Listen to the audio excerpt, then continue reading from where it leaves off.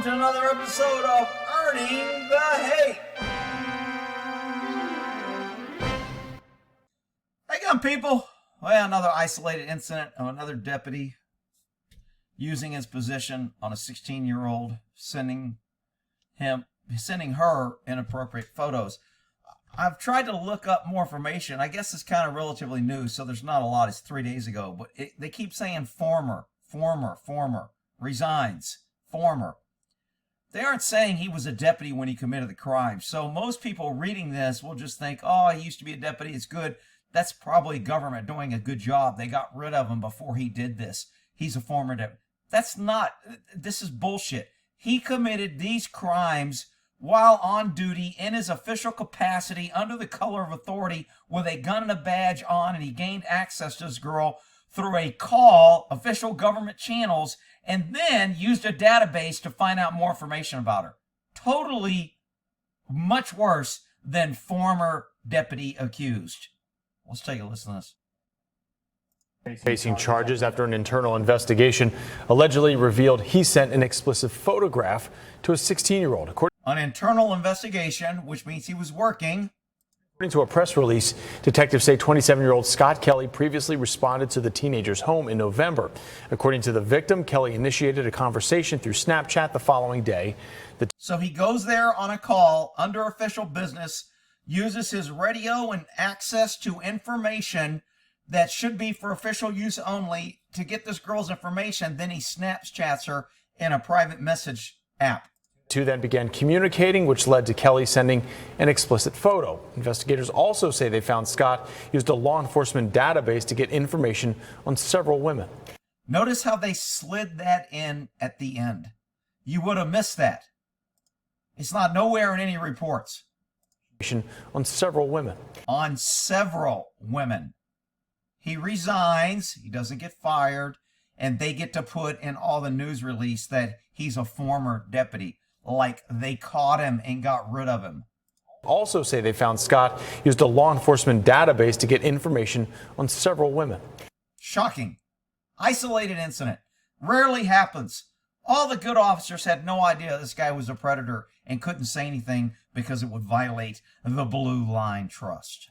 Okay, so there's a little more information on this. This is the public affairs officer for the sheriff's department. And she's away in training. You know, all you people that always saying they need more training. Well, she's in training. But they make her do a videotape of this because they want the softer female approach giving bad news.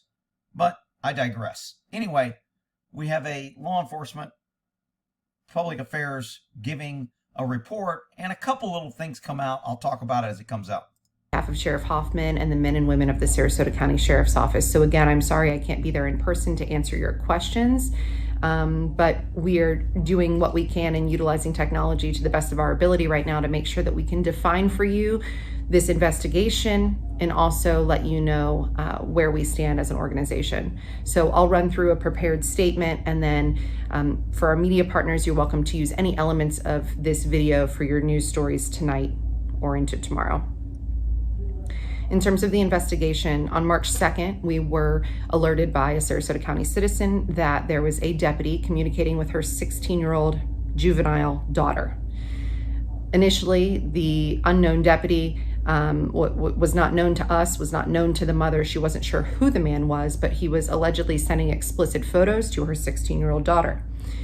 Through investigation. Okay, so they're not real clear on this part. They're saying that he was sending photos, but they kind of slide in that they were exchanging photos. So did the 16-year-old send him pictures first? Doesn't matter. I know a lot of people are like, she probably did it, and she may have did it. She may have sent him photos. She may have started it. That's not the point. First of all, he's an adult. Second of all, he knows the law. Third of all, he did all this under the color of authority, using government resources while he was getting paid, violating public trust, and just being a scumbag all the way around. But he's an isolated incident, and I'm sure none of the other cops knew that he was doing this. I'll share a story with you on the cop. We learned that deputy was Deputy Scott Kelly, who made contact with this 16-year-old juvenile child in November of 2021. He initially responded to a call for service at her house regarding a disturbance. The juvenile later ran away. So by all accounts. Okay, so we have a disturbance and she ran away. So the disturbance may have been parent and child arguing. To me, that makes it worse. Now he knows there's an at-risk child who's got problems with her parents, and he's using that emotional situation to capitalize for personal gain. If that's what happened, it makes it worse and more egregious. Deputy Scott Kelly was very well aware of the age of this juvenile. That's a good point for the prosecution, because he can't say, I didn't know she was 16. You met her, you ID'd her, you were at her house, you knew her age. So that's going to be pretty painful for him to get over in his defense. As it turns out, following that incident in November, Deputy Scott Kelly attempted to make contact with the juvenile through the popular social media platform known as Snapchat. Those conversations led into the exchange of explicit photos. Led to the exchange of explicit photos. He's only charged with one count of exchanging an explicit photo. If he sent multiple photos, he would have multiple charges. So I'm thinking, reading between the lines in this, the way the government likes to hide and misrepresent, she sent photos and he sent one photo. And that's why she says exchange of photos, but he's only charged with one count. Just my opinion. So as investigators began looking into Scott Kelly, they learned that not only did he utilize social media to send an explicit image to a juvenile. An explicit image, a few minutes ago, was exchange of explicit photos, meaning she sent, I'm pretty sure. Juvenile, but he also utilized our law enforcement databases to make contact with other women in the community. Whoa. Now that's a pretty big deal. Now, I've heard of cops running somebody. They meet a girl and they want to run them to make sure they're not a criminal or they're not a meth head. Technically, that's illegal.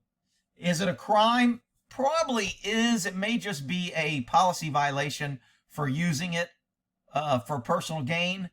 But it's not like, it's different when a guy runs a woman to find out where she lives, her measurements, her weight, her eye color, things like that, so he can figure out if he wants to date her or contact her, versus I already know her and I just want to make sure she's not. I'm not saying it's right. I'm just saying I've known cops to do that. And no, I didn't turn them in. All right. So you can call me a dirty cop. I mean, look, you can't run around. And that's what I tell people about. I'm not into this blue line when you got guys out there committing heinous criminal shit. Cops should be turning that shit in. But if a guy says he does something, you know, and you just got to use judgment. You can't run around and turn in, hey, this cop took a government pen home, and that's government property, and I want him charged. You're not going to last long, no more than you would last long in your own business if you turned in everybody that violated the policy or that went against the boss or that said something against the boss or that you didn't agree with. It just doesn't go well. So although I'm against cops covering for dirty cops, I also know that it's reasonable that you can't turn in everybody for everything all the time. Now, I say women, and it's important to mention that the investigation revealed Scott Kelly utilized our databases to contact adult women. One example is he ran the tag of an adult female to get information like her home address and her contact information. Okay, so cops are allowed to run your plates for any reason. I don't even need a reason. If you're in a public place and you've got a license plate, a cop can run it. He doesn't need a reason. However, if he's running it for the explicit purpose and we can prove that he ran it to get your address to later contact you, now we have an issue. Now he used government property and government resources for personal gain. You see the difference? I'm driving down the street, I see a gangbanger flying colors, and I'm like, I wonder if his car's stolen. I'll run his plate. Totally legit. I see a good-looking woman wearing, looking hot, and I say, man, she's smoking. I'd like to know where she lives. I want to ask her out. I run the plate to get her address so I can contact her. Totally inappropriate, even though I'm allowed to run her plate. He later communicated with her on social media. When investigators interviewed this woman, she indicated there was never a need for law enforcement service. She never met Scott Kelly in person. However, Scott Kelly connected with her on social media and they began communicating and again, sending explicit photos. They began communicating and they exchanged explicit photos. That means he's contacting women and he's seeing, they're exchanging shit, whatever. Sexing, texting. I don't really care what two adults do. But when he uses the government computer system to run her and find her, it's an unfair advantage. Same thing when I say people send me shit at my home. It pisses me off. You're looking up, you're trying to find out where I live, and you want to be cool and send me something to my house. I usually throw it away. I have a P.O. box, and that's the address I give out, and that's what you should use. I don't like stalking. So when somebody looks up my address, to me, it's stalking. If I run a plate so I can find out and contact you, it's stalking. I don't like it. It may not be the legal definition of stalking, but to me, it's pretty weird, kind of sick behavior. This happened with at least 3 adult women. So not only did he do it with this 16-year-old, he did it with 3 other adult women. So he's basically using the database for his own use. Now, I've heard when I was working, there was cops that got caught doing this and they got in trouble. And there was this one cop, I see his face and I know his name, I'm not going to say it. But he was like, it was kind of funny. He's like, man, those motherfuckers are idiots. He goes, you don't do that. He goes, if I want a woman's name or address, he goes, when I see her driving, I'll just find a violation and pull her over and get her license. Now, is that appropriate or inappropriate? He can pull somebody over for a violation. She went left to center. She didn't stop at a stop sign. That's why I don't like traffic cops. To me, traffic just gives cops too much authority to get in your life for any reason. So this cop would say, if I want her address, I'll wait for her to commit a violation, which she will. Everybody does. I can stop any car anytime because there's thousands of violations. So therefore, I can stop you for any reason. So he would wait for a violation. He would stop her for speeding, stop sign, whatever. He would say, I need to see your driver's license. I'm going to give you a verbal warning. How are you? When he gets her driver's license, he remembers or jots down her address. Is that illegal?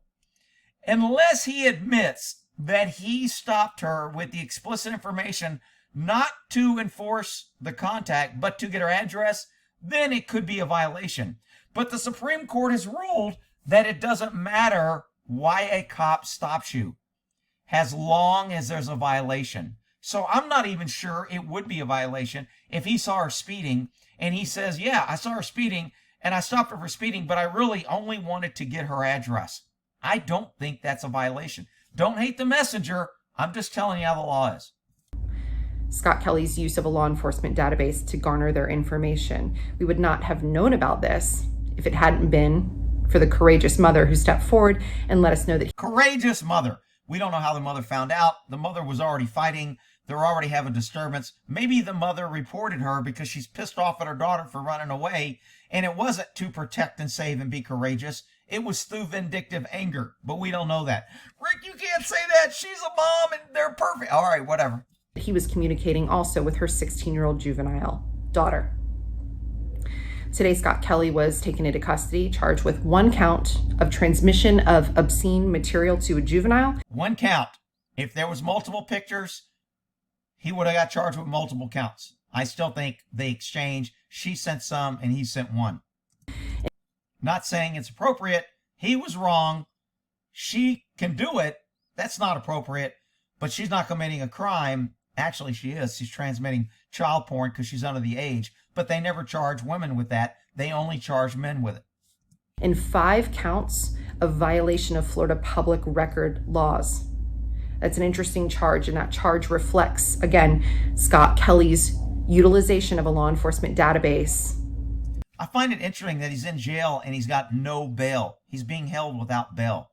That's kind of interesting. Maybe it's no bail because it's a minor, and until he sees a judge, the judge will determine bail. But any minor crimes are automatically no bail till you go in front of a judge. But I'm like, he sent a picture and he used the database and he's got a no bail warrant. I'm not defending him. I'm not saying he shouldn't. I just want fairness and equal. I don't want some guy who's got a marijuana cigarette on a no bail warrant, and I don't want some guy who sends a picture on a no bail warrant. I want consistency and honesty. Why is he on a no bail warrant? For his own personal gain. This is one of the toughest days. All right, so now she gets into the apologetic tour about how sad and how great they are and how this is an isolated incident. All right, so earning the hate, If you want to go to the Sarasota Sheriff.org news organization, you can see the press release, and they have his mugshot here. He's in jail, no bail warrant, and good. I'm glad. And all good cops should be bad, or be glad. And the bad cops that come here and want to say, I'm the bad guy for doing this, well, screw you. You're a freaking punk. Whatever. We'll end that there. Y'all have a good one.